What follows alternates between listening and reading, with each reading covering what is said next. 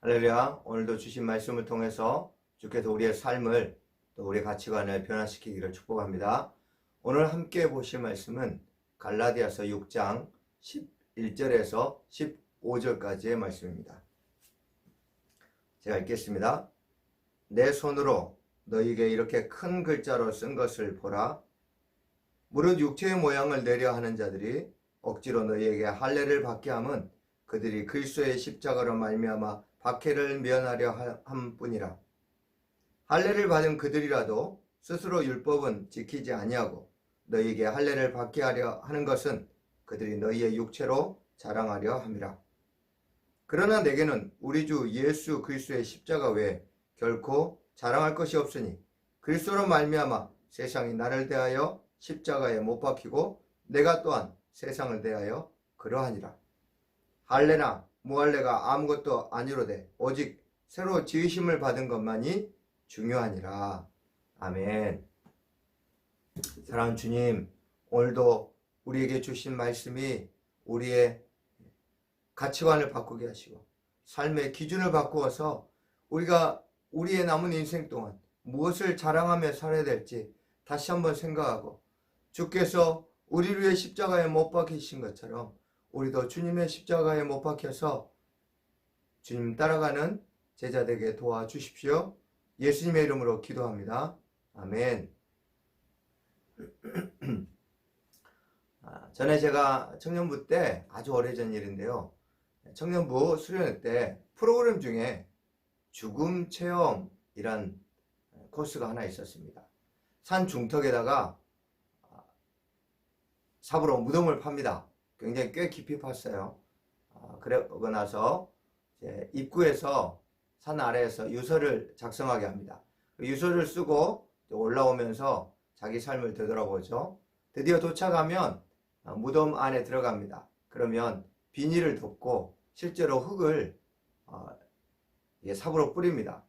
저도 들어가서 보니까 이 비닐 때문에 음향 효과가 훨씬 더 강해서 흙이 떨어질 때마다 막 두둑둑둑둑 하는데 굉장히 썼던 유서의 내용도 생각나고 또 참 내가 젊은 나이였지만 남길 것, 자랑할 게 없다는 생각에 참 마음이 무거웠습니다. 또 많은 깨달음을 갖고 내려왔던 경험이 있습니다. 여러분의 인생은 남길 것, 또 자랑할 것이 있습니까? 바울은 14절에서 내게는 우리 주 예수 그리스도의 십자가 외에 결코 자랑할 것이 없다고 오직 십자가만 자랑했습니다. 그러면서 13절에 그들이 너희의 육체로 자랑하려 함이라 하고 자신과 다르게 유대주의자들은 할례를 자랑거리로 삼는다고 비판했습니다. 유대주의자들은 왜 갈라디아 성도들이 할례를 받는데 그걸 마치 자기의 자랑인 것처럼 자랑거리를 삼았을까요? 12절 말씀 보시면 그리스도의 십자가로 말미암아 박해를 면하려고 한 것 때문입니다. 유대주의자들이 피하고 싶었던 이 십자가로 인한 박해란 무엇일까요? 유대인들은 십자가에 달리는 것을, 나무에 달린 것은 하나님께 저주를 받은 것으로 여겼습니다. 그래서 예수 믿고 난 유대인들도 이걸 너무 싫어했어요. 그래서 십자가보다 율법을 준수하는 것을 드러내는 걸 기뻐하고 자랑거리로 삼았습니다. 그래서 유대주의자들이 같은 믿지 않는 동족 유대인들에게 십자가에 대해서 이야기하는 때 받는 핍박을 면하려고 할례를 강조했습니다. 그런데 바울은 정작 자신들이 할례와 안식일 준수, 율법을 강조하지만 13절 말씀처럼 스스로 율법은 지키지 아니한다고 또 연이어 비판하고 있습니다. 그러면 유대주의자들은 왜 할례와 안식일을 강조하면서 정작 본인들은 자기가 강조한 율법을 지키지 않을까요? 12절에 육체의 모양을 자랑거리로 삼고 있기 때문입니다. 이 모양이란 단어는 얼굴 그리고 좋다 이 두 단어의 합성어예요. 그러니까 얼굴이 좋게 보이는 거예요. 즉 외관상 좋게 보이려고 꾸미는 걸 뜻합니다. 유대주의자들은 하나님이 나를 어떻게 보느냐보다 사람의 시선을, 사람이 나를 어떻게 보느냐를 더 중요하게 여겼습니다. 결국 바울과 유대주의자들의 이 신앙의 차이는 자랑거리가 달랐기 때문입니다. 둘 다 예수님을 믿습니다. 그런데 그 가치관 기준이 달라요. 자랑거리에 대한 기준이 달라요. 그렇게 삶이 전혀 다르게 나타나는 거예요. 십자가만 자랑한다고 했을 때 이 자랑이란 단어는 삶의 원리나 근거로 세우다, 즉 삶의 원리, 어떤 근거를 뜻합니다. 그러니까 바울이 십자가만 자랑한다 할 때 나 이게 내 자랑이야 하고 뻐기는 그런 게 아니에요. 인생을 살아가는 삶의 가치, 선택의 기준들이 모두 다 하나님이 좋아하실까? 예수님이라면 어떻게 하실까? 다 하나님이 이걸 보셨을 때 어떻게 하셨을까? 하나님이 기준한 거예요. 하나님의 시선. 바울은 자랑한다고 했을 때 결국 그의 삶이 온통 십자가 정신으로 가득 차고 십자가 원리대로 사는 삶이라고 이야기한 것입니다. 늘 사람을 의식하며 사는 사람은 외형적이고 체면적인 것을 자랑거리로 삼습니다. 그러나 십자가만 자랑하는 사람은 하나님이 자신을 어떻게 보는가를 중요하게 여깁니다. 여러분의 자랑거리는 무엇입니까? 여러분의 말과 행동을 결정하는 삶의 원리들은 무엇입니까? 인생의 문제들, 진로, 또 직장, 결혼, 자녀교육, 재정, 노후 등 우리 안에 수많은 결정해야 될 것들이 있는데 과연 그런 결정들 앞에서 여러분의 기준은 무엇입니까? 십자가의 원리대로 사는 것과 사람의 인정을 받는 삶 중에 지금 무엇을 선택하며 살고 있습니까? 마음은 십자가 외엔 자랑할 것이 없는 삶을 살고 싶은데 현실은 신앙 때문에 손해받지 않으려고 합니다. 우리 이 딜레마를 어떻게 할까요? 핍박을 받고 손해가 있을지라도 십자가의 원리대로 살기 위한 방법은 십자가에 못 박히는 것뿐입니다. 십자가에 못 박히지 않고 십자가의 원리대로 살 수 있는 방법은 결단코 없습니다. 그런데 우리는 십자가를 진다, 십자가에 못 박게 한단 말을 너무 추상적으로 이해합니다. 십자가에 못 박힌다는 것은 세 종류의 십자가에 못 박힘을 말합니다. 우리는 그동안 십자가에 대해 많이 듣고 배웠지만 십자가의 원리대로 살지 못했습니다. 왜냐하면 이 세 종류의 십자가 중에 한 개 내지 두 개만 못 박혔기 때문입니다. 그러므로 세 번의 십자가에 못 박힘이 무엇인지를 이 시간 우리 살펴보고 여러분의 삶을 이 세 번의 십자가에 못 박히시길 바랍니다. 그러면 예수님만 자랑 삼고 사람 의식하지 않고 살 수 있습니다. 첫 번째 십자가에 못 박힘은 15절 말씀, 오직 새로 지으심을 받은 사람이 되는 것입니다. 새로 지으심, 많이 들어봤죠? 즉 거듭남. 네, 이 말은 거듭남을 의미합니다. 우리 어떻게 거듭나죠? 요한복음 3장에도 나와 있지만 이 갈라디아에서는 거듭남을 이렇게 표현합니다. 갈라디아서 2장 20절에 내가 그리스도와 함께 십자가에 못 박힌다 했습니다.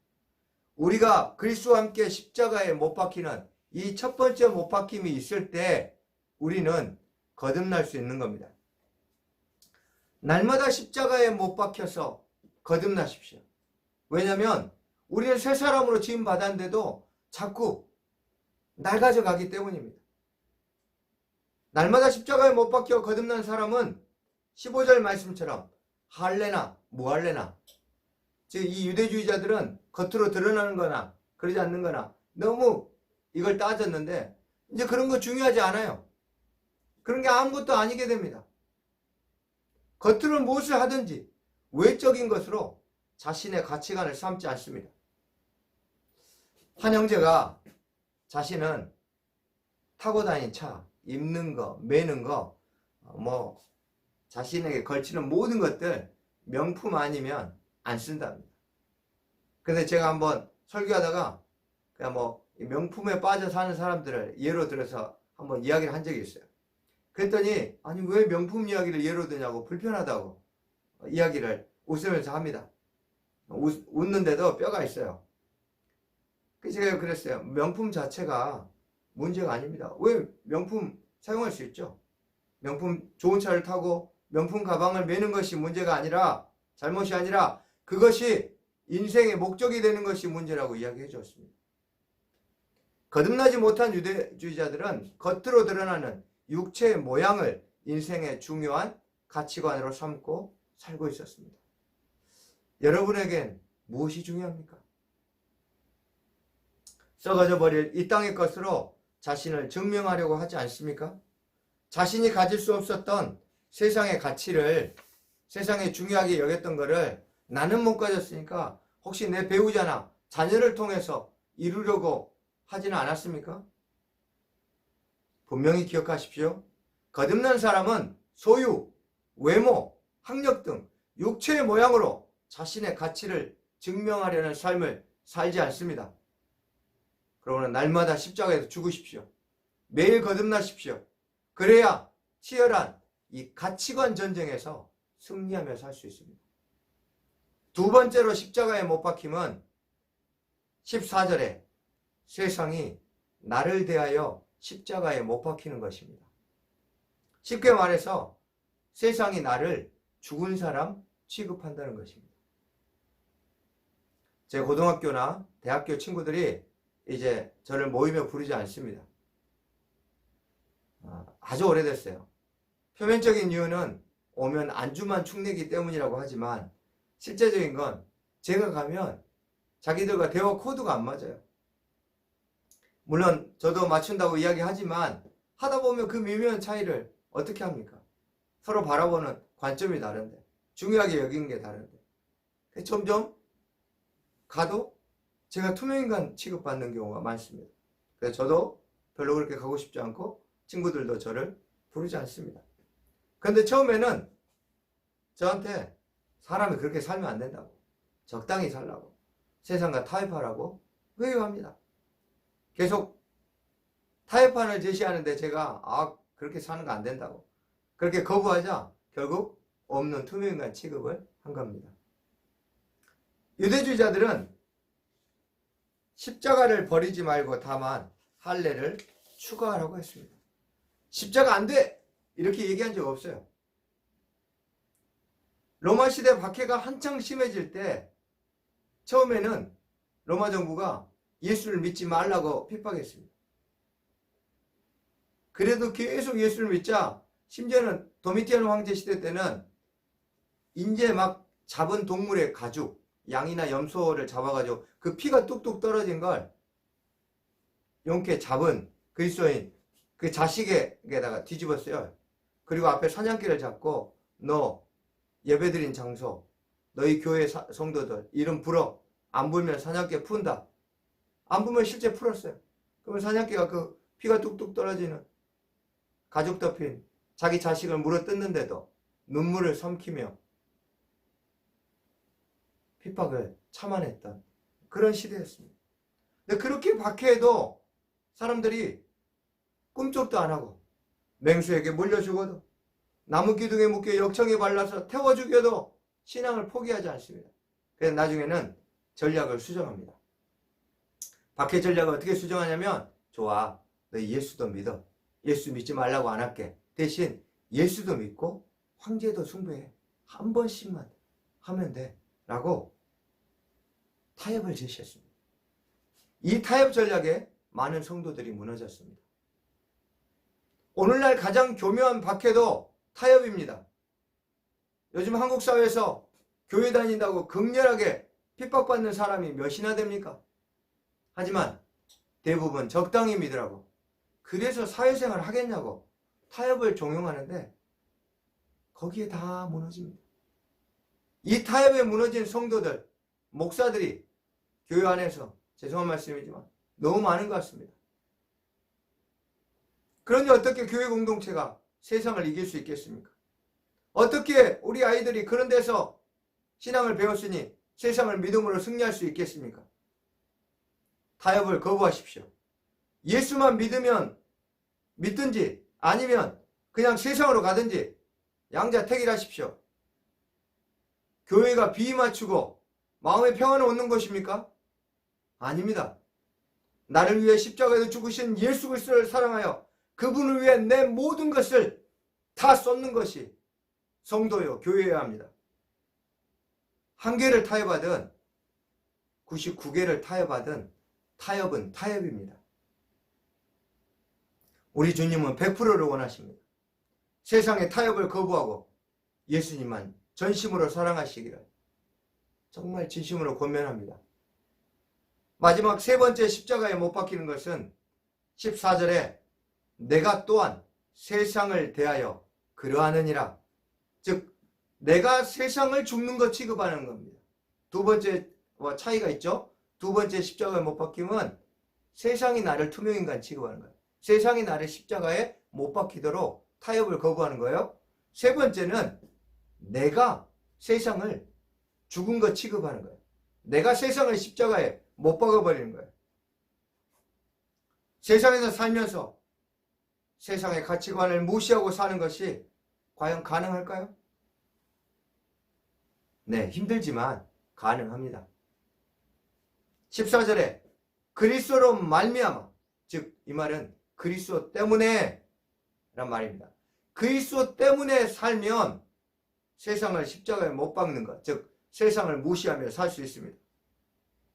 우리가 앞서 바울이 십자가만 자랑한다 할 때 이 자랑이란 게 뭐라 했죠? 삶의 원리나 근거를 세우다는 의미라고 말씀드렸습니다. 우리가 선택의 순간에 많은 고민을 하는데 무엇을 선택하느냐? 이 회사로 갈까요? 저 회사로 갈까요? 우리 아이를 이 대학에 보낼까요? 저 대학에 보낼까요? 일로 이사 가야 됩니까? 저 아파트를 사야 됩니까? 무엇을 선택하느냐? 중요하죠? 그때 선택의 기준이 무엇이냐가 더 중요합니다. 잘못 선택해서 손해보는 것을 아까워하지 말고 내가 과연 바른 선택 기준을 가지고 선택했는지, 내 선택의 기준이 바른 것이었는지를 점검해 보십시오. 그것이 더 중요합니다. 우리의 선택 기준이 그리스도 때문입니까? 여러분이 뭔가를 선택할 때 예수 그리스도 때문에 직장을 옮기고, 예수 그리스도 때문에 근무지를 옮기고, 예수 그리스도 때문에 무언가를 구입하고 누군가를 만나고 삶을 계획하고 있습니까? 우리가 세상의 타협을 거부하고 세상의 가치관들을 무시하며 살 때 그것이 다 그리스도 때문이어야 합니다. 우리가 거듭난 사람으로서 육체의 모양을 거부하는 것도 그리스도 때문이어야 합니다. 삶의 모든 영역이 그리스도로 가득하고 핍박을 감수하는 모든 이유가 그리스도 때문이 되어질 때 우리는 세상을 십자가에 못 박으며 살 수 있습니다. 십자가만이 우리를 변화시킬 수 있습니다. 제가 오랫동안 설교했지만 가끔씩 설교로 사람이 바뀌지 않는다는 회의가 될 때가 많습니다. 설교 끝나면 너무 은혜 받았습니다 하는데요, 몇 년이 지나도 안 바뀝니다. 그냥 지식적으로 감동만 받습니다. 결국 사람을 바꾸는 건 십자가입니다. 만약에 설교나 기적이 사람을 바꾸는 거였으면 예수님이 왜 십자가 지셨겠습니까? 그냥 가르치고 좋은 가르침을 남기면 되지. 공자나 석가모니처럼. 그러나 가르침으로 안 됩니다. 그래서 예수님은 십자가를 지셨습니다. 십자가의 능력이 우리 가운데 와서 내가 날마다 십자가에 못 박히고, 내가 세상에 못 박히고, 또 내가 세상을 못 박을 때만이, 그래서 우리의 자랑 삼는 인생의 기준이 바뀔 때만 우리가 주님을 기쁘게 하는 삶을 살 수 있는 겁니다. 그러면 여러분 날마다 십자가에서 죽으십시오. 그래서 자기 십자가를 지는 삶을 회복하십시오. 세상이 우리를 죽은 사람 취급해도 타협하지 마십시오. 그래야 세상을 목적이 아니라 주님을 위한 도구로 삼으며 살 수 있습니다. 세상의 가치관을 거부하십시오. 세상의 가치관을 거부하는 유일한 방법은 예수 그리스도의 가치관을 가지고 사는 것입니다. 모든 말과 생각을 또 행동을 예수님 때문에 하십시오. 그러면 세상을 자랑거리로 삼지 않을 것입니다. 주 2세기까지만 해도 초기 기독교에서 전도라는 용어가 거의 사용되지 않았습니다. 아니, 예수 믿으면 죽인다는데 전도를 할 수나 있겠습니까? 교회 나오라 한다고 쉽게 나오겠습니까? 많은 사람들이 그런데 그리스도인들의 말과 행동을 보면서 그 안에 자신들과 다른 십자가의 원리대로 사는 삶을 보고 그 모습을 보고 예수님을 믿었습니다. 마찬가지 오늘날 한국교회도 한국사회도 전도가 필요 없다기보다 전도가 소용없는 시대가 되어가고 있습니다. 말의 전도가 아니라 행동으로. 예수 믿으라는 말에도 사람들이 쉽게 믿지 않습니다. 하지만 십자가 원리대로 사는 삶을 보고 예수 믿는 사람들은 점점 늘어나고 있습니다. 우리의 삶을 십자가만 자랑하는 삶으로 변화시켜 예수 그리스도를 전파하는 삶을 사시기를 축복합니다. 마지막 날 주님 앞에서 우리의 자랑거리가 오직 십자가였다고. 내 인생은 세 종류의 십자가에 못 박히는 삶의 연속이었다고 우리 주님 앞에 자랑하는 성교의 형제 자매들 되시기를 축복합니다. 그동안 지난 2년 동안 저의 설교를 함께 또 청취하시고 은혜 받으시고 또 함께 저를 위해 기도해 주셔서 감사합니다. 오늘을 마지막으로 설교를 마치게 되는데 저도 성교를 위해서 기도하겠습니다. 늘 십자가의 능력으로 강건하고 또 주님만 온전하게 사랑하며 살아가시기를 축복합니다. 제가 축도하고 마치겠습니다. 지금은 우리 주 예수 그리스도의 은혜와 하나님 아버지의 사랑하심과 성령의 교통 역사하심이 십자가만 자랑거리로 삼고 세 번의 못 박힘을 통하여서 주님을 기쁘게 하는 삶을 살기로 결단하는 사랑하는 형제자매들의 심령과 가정과 일터 가운데 지금부터 영원토록 함께하옵시기를 간절히 축원하옵나이다. 아멘. 감사합니다. 승리하십시오.